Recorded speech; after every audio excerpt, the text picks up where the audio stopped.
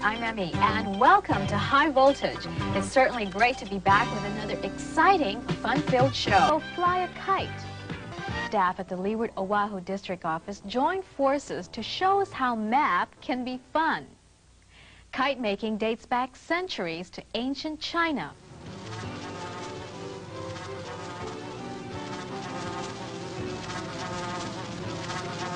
Okay, this is an insect kite and it hums. It has a hummer in the back of the kite.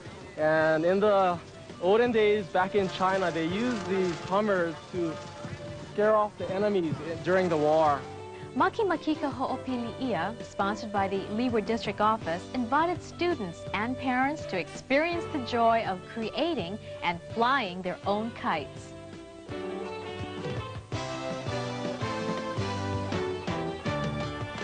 I use kites to teach math and physics because of the applications involved. Instead of using mathematics as just a textbook example, instead of measuring lines in the textbook, I want them to use kite making as like an application. Well, I think kite flying is it's the stepping stone of maybe future engineers because they study such concepts as aerodynamics and other engineering type of skills. And what do Kelvin students think? Well, his class is pretty fun. He talks about the kites all the time. Yeah, I mean, before this, I thought it was just for like more little kids stuff. No, but now like it's kind of fun.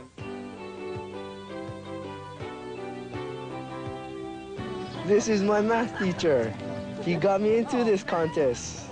He's the guy that was doing this whole thing. Good luck, you know?